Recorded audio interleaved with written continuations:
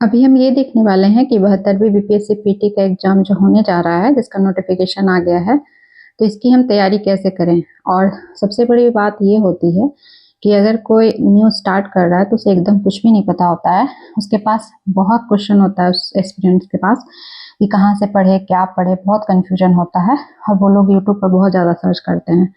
तो इसी को देखते हुए मैं कुछ ऐसे कंटेंट को लाई हूँ जिससे कि आप कुछ बेसिक चीज़ें पढ़कर भी प्रीलिम्स क्वालिफाई कर सकते हैं। अगर आपके पास कम समय है या फिर आपने कभी जो है बहुत डीपली पढ़ाई नहीं भी किया है, तब भी आप एग्जाम क्वालिफाई कर सकते हैं। और जब इंसान एक बार प्रीलिम्स क्वालिफाई कर जाता है तो उसके बाद कॉन्फिडेंस अपने आप बढ़ जाता है।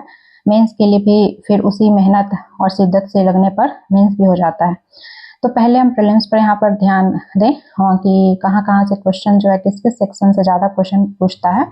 तो अगर हम फोकस एरिया की बात करें तो फोकस एरिया बीपीएससी का होता है current affairs, general science. General science में भी आपका जो बायोलॉजी वाला पार्ट है उससे ज़्यादा क्वेश्चन पूछा जाता है, हिस्ट्री। और अदर्स में भी आप कुछ सब्जेक्ट को रख सकते हैं, geography, Bihar, polity, economy, mathematics.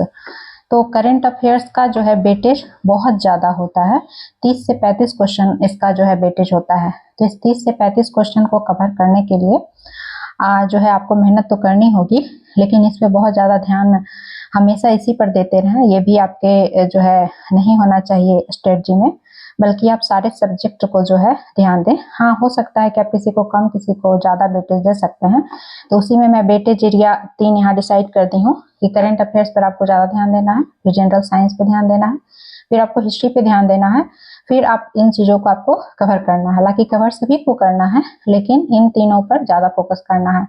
और एक आप बिहार स्पेशल को भी थोड़ा अच्छे से देखेंगे, और कभी कभी इससे भी क्वेश्चन ठीक ठाक पूछ देता है, तो आप इसको भी पढ़ेंगे। तो 4 सेक्शन जो है इस तरह से।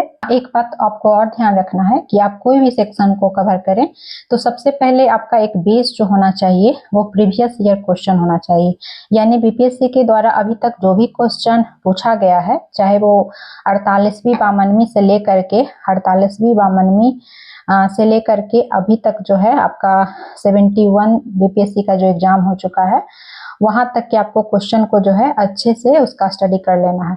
उसमें भी अगर आप देखें तो आप यहाँ से ध्यान दे सकते हैं, जो 66 का क्वेश्चन है, 66 बीपीएससी के क्वेश्चन से आपको ज्यादा ध्यान देना होगा। 66 बीपीएससी से लेकर के 71 बीपीएससी के द्वारा जो भी क्वेश्चन पूछा गया है, आप उसका डीपली अध्ययन कर लें। उससे होगा ये कि आपको पढ़ने में आसानी होगी, कि आपको ये पता चल जाएगा कि किस एरिया पे फोकस करना है और किस एरिया पे फोकस नहीं करना है। यहीं पर स्टूडेंट गलती करते हैं कि वो पहले प्रीवियस ईयर क्वेश्चन को अच्छे से वो नहीं स्टडी करते हैं और डायरेक्ट वो सोर्सेस को पढ़ने लगते हैं। जबकि होना ये चाहिए कि आपका एक सेल्फ एनालिसिस होना चाहिए कि बीपीएससी जो है क्या क्या क्वेश्चन पूछता है, कहाँ से पूछता है, किस पर ज़्यादा फोकस करता है। अगर आप इसका अध्ययन कर लेंगे, सेल्फ स्टडी कर लेंगे, तो आपको जो है चीज़ों को समझने में आसानी होगी और आपका मेहनत जो है कम मेहनत में आप अधिक अच्छा रिजल्ट दे सकते हैं। तो आपका बेस होना चाहिए, हमेशा याद रखिएगा, बेस होना चाहिए प्रीवियस ईयर क्वेश्चन। बीपीएससी को आप पढ़ लीजिएगा, यानी बीपीएससी के द्वारा अभी तक जो भी क्वेश्चन पूछा गया है उसको तो पढ़ना ही है। साथ ही साथ आपको जो है अदर पीसीएस, जैसे कि UP PCS, Jharkhand PCS, Rajasthan PCS, जितने पीसीएस के द्वारा प्रीलिम्स में क्वेश्चन पूछे गए हैं उस क्वेश्चन को भी घटनाचक्र से पढ़ लेना है, ताकि आपका एक जो है एक एरिया कवर हो जाए कि आपको कहाँ फोकस करना और कहाँ फोकस नहीं करना है। तो इस तरह से हमने देखा कि बेस क्या रखना है और किन चीज़ों पे फोकस करना है। अब हम देख लेते हैं कि बुक्स हमारा क्या क्या होना चाहिए। बुक्स भी बहुत मायने रखता है, तो बुक्स को हम देखते हैं। तो करंट अफेयर्स की अगर बात करें तो करंट अफेयर्स में आप अब चूंकि एग्जाम नज़दीक है तो आप वार्षिकी पढ़ें। ऐसे मंथली मैगजीन भी तो पढ़ना चाहिए, लेकिन जो एकदम न्यू स्टूडेंट है जिन्हें कुछ भी नहीं पता हो, तो वो एडुटेरिया का जो ईयरली वार्षिकी आता है उसको पढ़ेंगे, जिसमें कि समसामयिकी, राष्ट्रीय समसामयिकी, अंतर्राष्ट्रीय, आर्थिक, इकोनॉमी, आर्थिक, करंट अफेयर्स, ये सब जो आता है। साथ ही साथ बिहार स्पेशल करंट अफेयर्स भी जो एडिटोरिया का आता है उसको भी आप कवर करेंगे। तो इस तरह से आप एडुटेरिया का वार्षिकी, एक तो ओवरऑल में और दूसरा जो है बिहार स्पेशल करंट अफेयर्स एडुटेरिया का, इसको तो आप करेंगे ही, साथ ही साथ कुछ फैक्चुअल डेटा के लिए आप एसपीडी का करंट अफेयर्स जो आता है वार्षिकी, उसको भी कवर करेंगे। अगर आप अपना कुछ चीज़ों में कॉन्सेप्ट क्लियर करना चाहते हैं और आपके पास लगता है कि सब कुछ पढ़ने के बाद समय फिर भी मेरा बच जा रहा है, तो आप एक काम कर सकते हैं कि आप जो है इसको कवर कर सकते हैं PT 365, विजन IAS का जो PT 365 और आता है, ये भी ईयरली ही आता है PT 365, तो इसको आप कवर कर सकते हैं। ये PT 365 अलग अलग सेक्शन में आता है, ये इकोनॉमी का अलग आता है, पॉलिटी का अलग आता है, साथ ही जो है एक तरह से आपका हर सेक्शन का अलग अलग आता है, जिससे आपका एक कॉन्सेप्ट बन जाता है। अगर कुछ कॉन्सेप्चुअल करंट अफेयर्स पूछता है या फिर कुछ फैक्चुअल भी आता है, तो ये सब कुछ आपका कवर हो जाएगा इन करंट अफेयर्स को आपको पढ़ने से। तो PT 365, एडुटेरिया और एसपीडी पर आपको ध्यान देना होगा, और बिहार स्पेशल करंट अफेयर्स के लिए भी एडुटेरिया को आप कवर कर सकते हैं। अब हम जनरल साइंस को देखते हैं। तो जनरल साइंस में आपको कहाँ से पढ़ना है, तो इसके लिए आप NCERT 6 to 10 जो है पढ़ लीजिएगा, तो आपका एक बेस बन जाएगा। साथ ही साथ जो है आप लुसेंट में जो उसका जनरल साइंस आता है, लुसेंट में भी पूरा नहीं पढ़ना है, कुछ कुछ चीज़ों को पढ़ना है, वो आपको प्रीवियस ईयर क्वेश्चन पढ़ने से समझ में आ जाएगा। और यहाँ भी प्रीवियस ईयर क्वेश्चन को आपको बहुत ध्यान देना है, बहुत अच्छे से, उसी सेक्शन पे ज़्यादा आपको ध्यान देना है। साथ ही साथ जो है जब आप NCERT पढ़ लेते हैं, लुसेंट पढ़ लेते हैं, तो आप जो है घटना चक्र जो आता है, साइंस का घटना चक्र, इससे आप क्वेश्चन जो है लगा लीजिएगा, क्वेश्चन बना लीजिएगा। और अगर आप साइंस पढ़ते हैं, NCERT साइंस पढ़ते हैं, तो इस NCERT साइंस का एक शॉर्ट नोट्स अगर बना लेते हैं, तो आपको लास्ट में एग्जाम में रिवीजन करने में आसानी होगी, क्योंकि आप एग्जाम के टाइम बार बार NCERT की बुक तो नहीं पलट के देख सकते हैं, तो इसलिए आप एक शॉर्ट नोट्स बना लीजिएगा।